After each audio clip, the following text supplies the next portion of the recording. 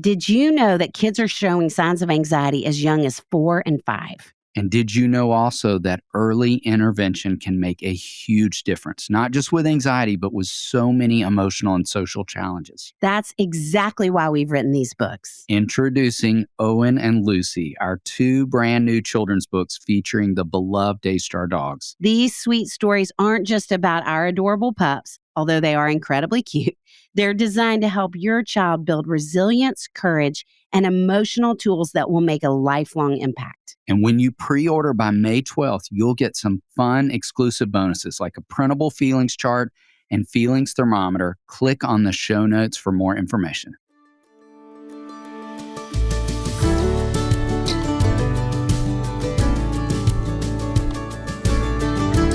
Hey friends, welcome to the Raising Boys and Girls podcast. I'm Sissy Goff. And I'm David Thomas. And I'm Melissa Trevathan. And we're so glad you've joined us for this conversation.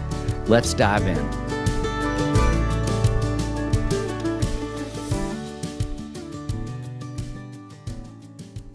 Well, Melissa, welcome back. Well, glad to be here again. We're so happy you're in this room always. And for any of you just jumping in here, Melissa is the founder and senior executive director, our dear friend, and also our boss. And you need to go back and listen to all of her wisdom as we've been diving into the spiritual milestones.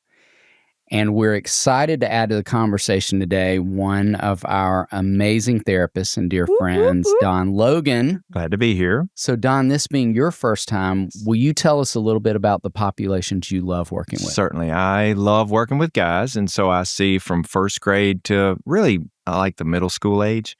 I'll see a few high schoolers, and then y'all have been gracious to allow me to start seeing families, so I do see whole families in the room sometimes.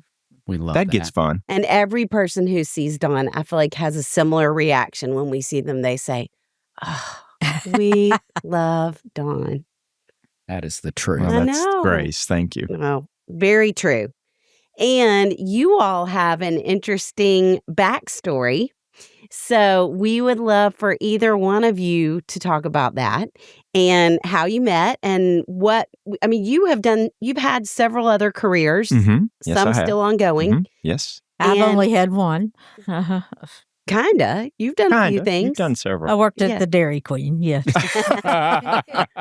Working with kids. Oh, otherwise. yeah. Okay, you're right. But one of y'all talk about how you ended up at Daystar, came to work for Melissa. Who's going to tell the story? You are. Okay. Okay. That means y'all want me to cry. I met Melissa when I was 14 years old. I was a freshman in high school, and I wandered into a class called religion, and Melissa was teaching there at the high school. And so I was not a Christian. My parents never made me go to church. They went, and my family's steeped in Christianity and believers, but I just wanted to play ball all the time, so any ball. And so I met Melissa, and that fall of my freshman year, through her coaxing me, saying, you should come to this retreat. We're going to play a lot of games. Yeah. So All she games. coaxed me with what I loved. Mm, She led me to Christ. mm, So when I was 14 years old, I met Jesus because of this woman right here. mm. And probably more substantial was the next 4 years. She was my mentor, and she raised me up. So she is my spiritual mom. Wow. And what's so interesting, I don't even think I knew the word mentor at that time, but it was just relationship. Yeah. I mean, that we just enjoyed each other. You had such a Yeah. hungry heart and still do. And I can see you now sitting there. I think you moved from the back to the front, and you had those shoulders then, and usually a letter jacket, something that symbolized something athletic. Yes, Mm, but oh, did we have a good time? And we learned about Jesus mm. Yes. and what Yes. that means. Mm-hmm. Mm-hmm. And then you carried that forward into engineering. Yes, I was a structural engineer for Pastoring. 30 years in Nashville. And I had nothing to do with that. no, but I had run. This is so funny. I had run from what many around me said you need to be a pastor. And I didn't. And then my wife is a strong believer and behind me, supporting me. So she had me go to seminary a couple of times. And I did become a pastor, but I also engineered simultaneously until I realized, there's something missing. I'm just always called to help people at a deeper level. And so I said, I'm going to get a marriage and family therapy degree. And so I went back to school, kind of old, and didn't know where I was going to intern. And I'm literally on a couch one night talking to Susan, my wife, and I said, I've got this place I may go in Nashville. And she goes, why don't you ever call Melissa? And I said, well, I don't want to. I'm a 9 on the Enneagram. I don't want to push my way in. And all of a sudden, y'all, again, grace of God, I get a text the day before I'm going to accept an internship downtown Nashville from a member of my cohort who is sitting with Melissa. And she goes, this isn't so-and-so. This is Melissa Trevathan. Do you need an internship? Come talk to David. Wow. Interview with David. I don't know that I knew that. Yeah. I didn't remember that story. Wow. Oh, the timing. Time. Wow. Divine. Yes. Providence. Yes. And that was how many years ago now? 7 and a half. Years ago. Yes. Back on the front row again. Oh, So what excited. a gift you It have was. been to us. Such a for gift. 7 Such a years. gift. Well, y'all are amazing. I'm at the best place ever. We have not stopped giving thanks for that text. Amen. Me, y'all. Yes. We have Me, y'all. not. Amen. And the fruit of it. Oh, I'm And- blessed. And hearing the two of you share that story, and Don thinking about where you were at 14, what would you say to a parent right now of a teenager who feels worried about their faith or their lack thereof? I like to drive worry into concern. We are to be concerned. And so if you think about Deuteronomy 6, the great Shema, we are called to love the Lord our God, right? But then it puts the onus on parents. It's like, hand that down to your children. So I would say foundational issues inside the house, if you just walk out your life of faith in front of your children, like live it out. Love the Lord your God with all your heart, mind, and soul. And as you do, that concern hopefully becomes theirs, okay? That their faith, they see those concrete instances of gospel teaching of Jesus who came to us and why he came to us, to die for our sins. But let's be honest. When they become a teen, there's going to be a gap between what you've been told and what they now believe. So I would tell parents, don't worry. You've laid a foundation, and they may walk all around that. But if you've placed Christ as the cornerstone of your life, I mean, even research shows 90-something% of the time that child will accept Christ in their life. But let me give you a personal example. I didn't accept Christ till 14, so the concrete stage of life, till 11 years old, right, is gone. Now, some of my family members had laid some stones here and there, but never forced so I didn't know the gospel until this lady presented it to me. So if you're concerned about your teen and that they're missing it, they're somewhere in that gap between what they might know and what they now believe. Meet them like Melissa met me. Compassion and grace and just the love of God. I mean, one of the first verses she had us memorize, Romans 5:8. God demonstrates his love toward us in this way. While we were sinners, Christ died for us. That is what she gave me. And now we're going to take a little break to hear from one of our sponsors who makes this podcast possible. David, I just had a bunkin' party with the boys, and my nephew Whit kicked off breakfast with what I'm now calling Hiya Hit Songs. He finds his Hiya Vitamins bottle and walks around the kitchen shaking it while singing about Hiya. That is a playlist I could get behind. That wise little musician knows that typical children's vitamins are basically candy in disguise, filled with 2 teaspoons of sugar, unhealthy chemicals, and other gummy junk growing kids should never eat. That's why Hiya was created, the pediatrician-approved, super-powered chewable vitamin. Hiya fills in the most common gaps in modern children's diets to provide the full body nourishment our kids need with a yummy taste they love. I love that they ship straight to your door. Parents and people who travel like we do have one less thing to worry about. And if you are tired of battling with your kids to eat their greens, Hiya now has Kids Daily Greens Plus Superfoods, a chocolate-flavored greens powder designed specifically for kids, packed with 55 plus whole food ingredients to support brain power, development, and digestion. Just scoop, shake, and sip with milk or any non-dairy beverage for a delicious and nutritious boost your kids will actually enjoy.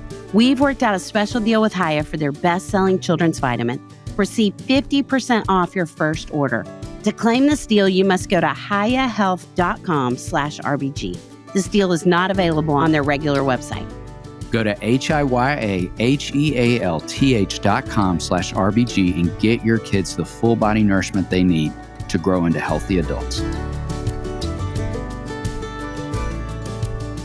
Every kid who walks through our office is counting down the days left in the school year before summer. They are so excited. And every parent seems panicked. They are wondering how to fill the hours and days without battles over screen time. You know who could help? Our friends at KiwiCo. We love KiwiCo. With KiwiCo, kids learn the fundamentals through hands-on projects and progressively build their skills with each new project they work on. No screens and build skills. Seriously fun projects that are built to last, and the quality is amazing. Projects can be played with over and over again so they won't be sitting on a shelf. Henry and I are building a marble roller coaster, and Whit is learning the science of ice cream. I wish they'd offered that class in school. Tinker, create, and innovate with KiwiCo.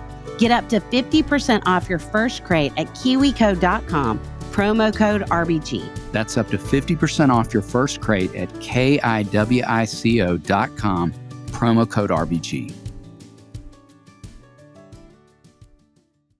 And now back to our show. Right now, in this part of the podcast season, we are talking about the spiritual milestone of meaning, helping kids move toward purpose and meaning. And you really have baked that idea into the very heart of Daystar. And forever, our, I don't even know what you call it, motto, now I think we call it tagline, is one life touching another. Will you talk about that for kids? Why you chose that, the difference you believe it makes?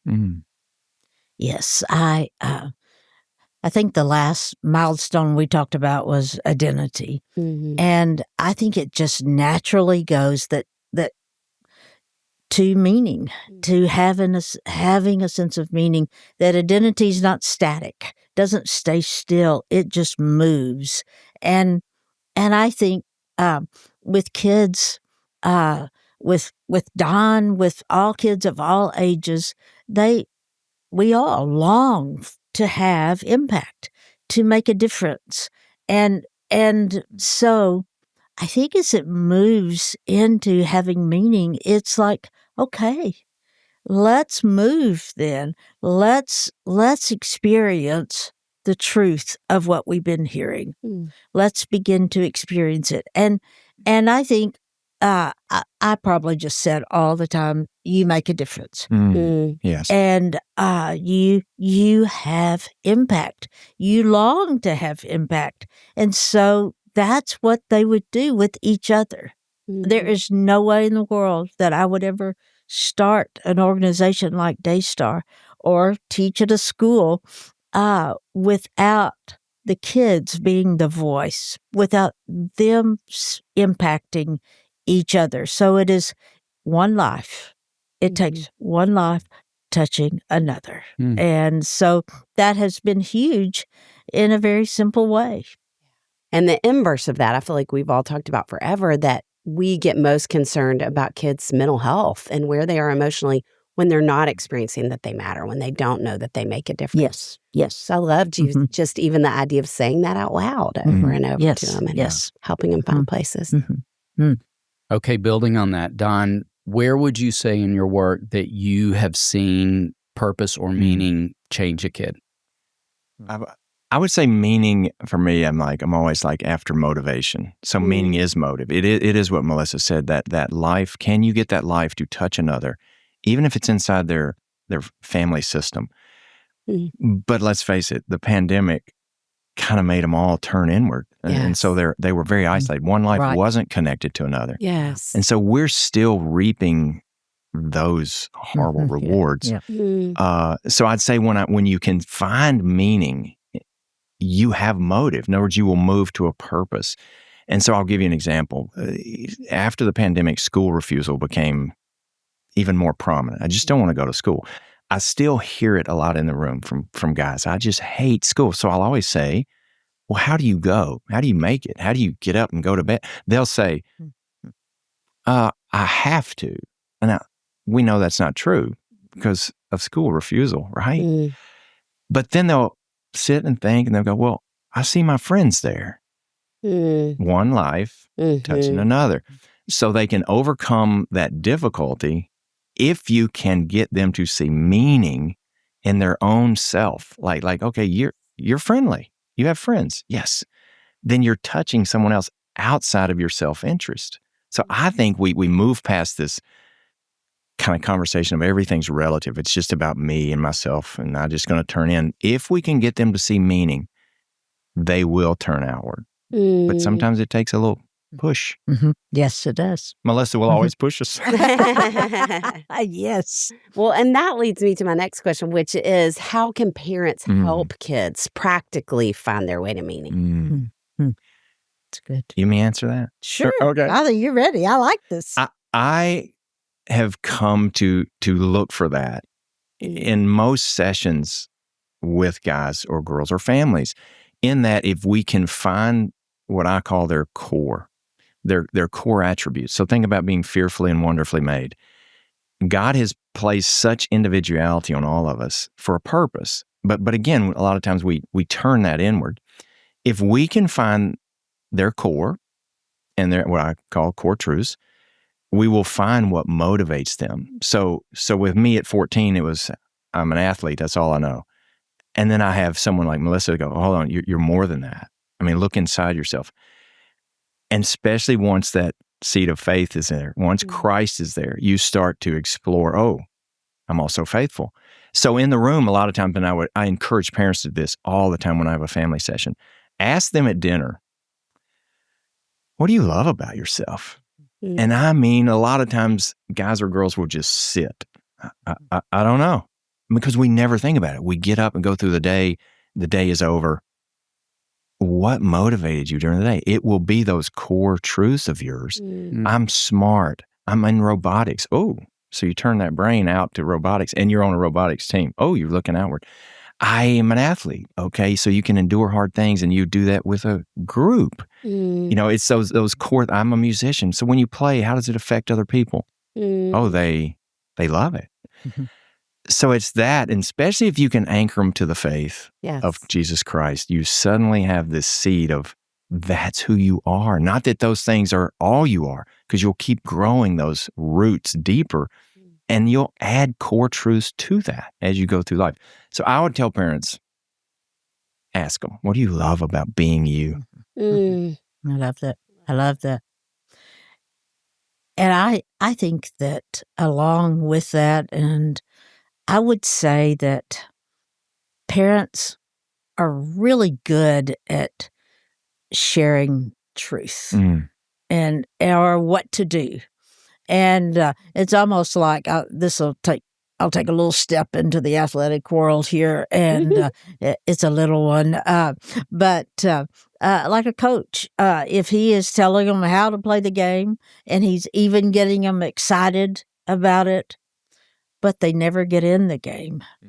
And I think a lot of times it's that it's balance. It's like, yes, they need to hear truth and experience and be asked the questions, and also to be encouraged.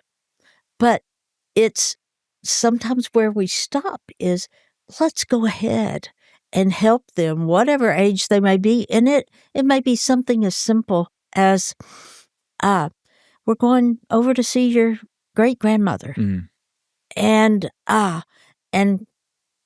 she really is excited about talking to you and hearing from you. And so that's sending them into the game and experiencing what it means to have meaning. It's incredible. Yeah. So when the three of us wrote On My Kids on Track, we invited parents to think about these milestones like muscles, and that we can develop these underdeveloped muscles and we can build more muscle memory. So in thinking on that, as we think about the spiritual milestones, what's one practice that the two of you would say helps kids build the muscles of the spiritual milestones? Well, building muscles would probably go this way. Yeah, if you're watching on YouTube right Yeah. now, instead of just listening, Don has some mastery in that space. Yes, he does. Great He does. looking man. No. Now I'm all embarrassed. Sorry. I would come up with two things, I think. I think I would ask, and I do this in the room, if once they realize that one of their core truths is, yeah, I have faith in Jesus Christ, then what's your practice? Okay, so I always say, can you practice the presence of Jesus Christ in your life? In other words, how is he working through you? Can you see those things? Can you recognize that a text that comes on the night before is his hand on your life moving you? Melissa will say all the time, we're compelled. She used that word like Paul does, that the love of Christ compels us. So he's so intimate with us, of course, the Holy Spirit indwelling us. And I think we don't realize that enough. So practice the presence. I will have guys, especially if they're anxious, just to get up in the morning before they go anywhere and sit on the edge of the bed and thank God for the sleep. Just, you're there. As soon as I wake up, you're the one who preserved me through the night. Now, Psalm 3. And then let's go about the day. It takes 15 seconds to realize I'm awake and you're with me.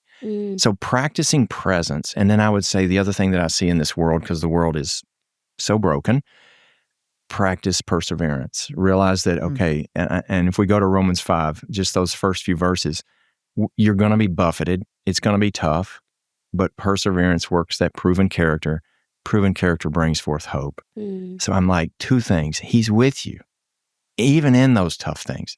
Practice that, and then realize if I persevere, which I can always give them examples. We'll go back, what they've done, how they've succeeded, how they've mastered something.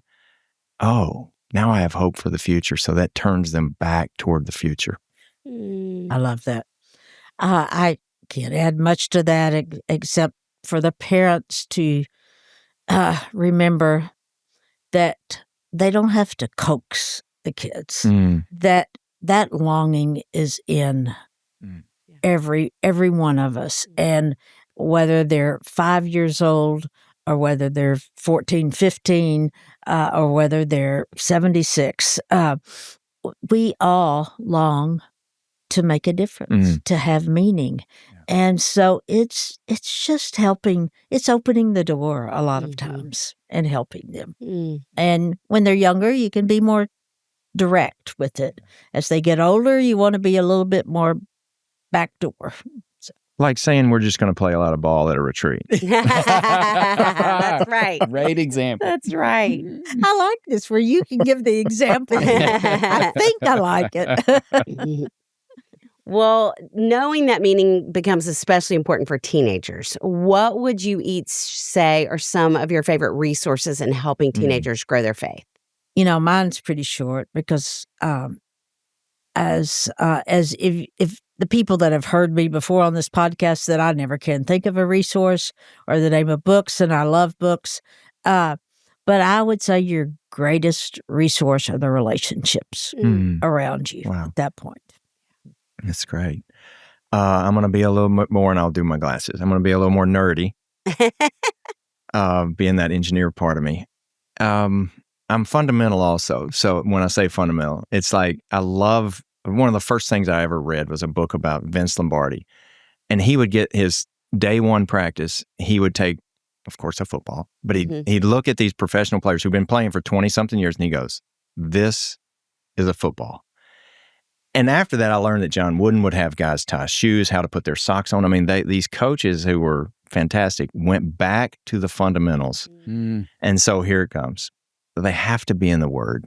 Okay. So when I said 4 years under this incredible lady here, they need somebody like Melissa. They need a teacher that doesn't just serve pizza and play games, that does that. And we're going to learn something about Jesus tonight from his Word.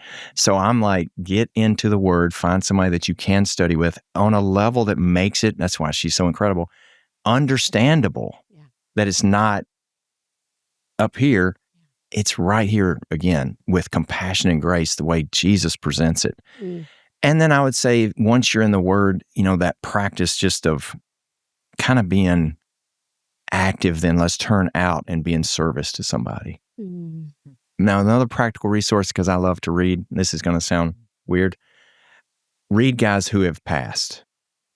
There's some great authors who we know how they finished, Mm. and they don't change their theology. Mhm. So parents, you can find that. Mhm. I would go, like, and one comes to mind, John Stott. Read him. Mhm. Mhm.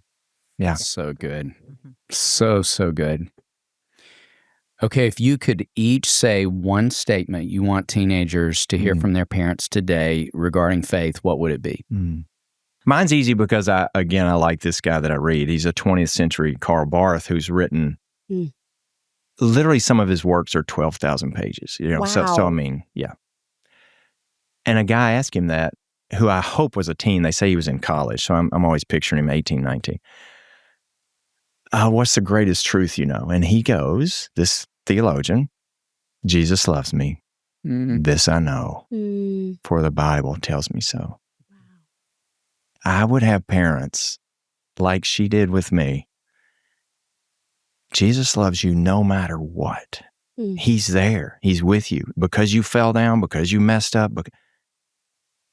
he's there. Jesus loves you. This I know. I love that. I love that.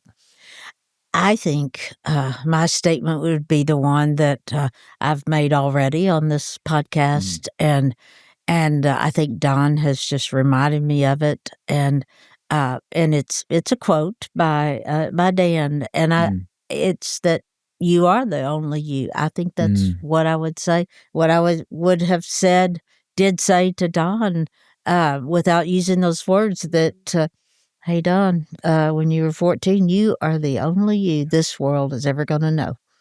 And there is something about you that will and has made something about God known in a way that no one else can. And that's what I've seen in his life and your lives.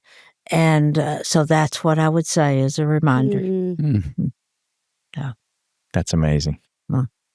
The last real question is, y'all have kind of already answered, but I don't know if you have anything else you would say. I mean, the collectively thousands of teenagers you've seen over the years, is there anything else that feels like we haven't talked about that you believe really helps them grow their faith? You have spoken to it already, Don, just being in the Word. And I would say it's thinking about kids, where they are developmentally, what they need, what they're listening to, what's driving them inside. And I think they need to be with other kids. And whether it's a small group, a community, where they are hearing truth, because they're going to be looking to each other. And so that's one of the things I would say, that there be with other kids who are hearing truth, who are praying for each other, sharing their lives, is so very important. I love that. I mean, I wouldn't add anything to that. I mean, because it is the study of the Word, and then with prayer, I'm guilty of this sometimes, is studying without prayer, and I realize that kind of becomes idolatry because I make it what I want it to say. So that's the importance of, again, a group and a seasoned teacher of any sort, of just sitting down with the teen and going through the foundational elements, and I'm building from there. Well, we don't want this conversation to end, but we will respect both your time and land the plane. And Melissa knows this, Don, having been with us before, but we end with something fun and food related. So, Melissa, you're off the hot seat for this one since you've had to answer it before. But, Don, we have a two-part question for you. Okay. So, queso or guac, and what's your favorite taco? I'm definitely guacamole, 100% guacamole, but if I bring Mexican home and don't bring chips and queso, Susan says it's not real. So I like That's Susan. great. I I already knew that. love it. Good for Susan. Good. So yeah, so I have to have that too. Yeah. Favorite taco is easy. Once every 2 years, I go to my favorite place in the world, and it's a beach. And right across from the beach is a place that literally catches the fish out of the ocean, and they have fish tacos, mahi usually. So yeah, fish tacos. Ugh, Once every 2 years. that makes me hungry. Me too. Y'all, thank you. What a gift to Thank sit with the you. two Oh, it's of a you joy. together. It's a joy. Love you. It's a Love joy you. for us. Well, we love you both and are so Sure grateful do. for the Thank difference y'all. you both continue to make. Oh. I was thinking, just last thought too, how many teachers we have who listen to this podcast, and I hope they feel so deeply encouraged. Like just hearing the two of you tell your story, that you have no idea the impact you're having, and you all are such a reminder of that today. So thank you both. Thank you. Oh, our pleasure.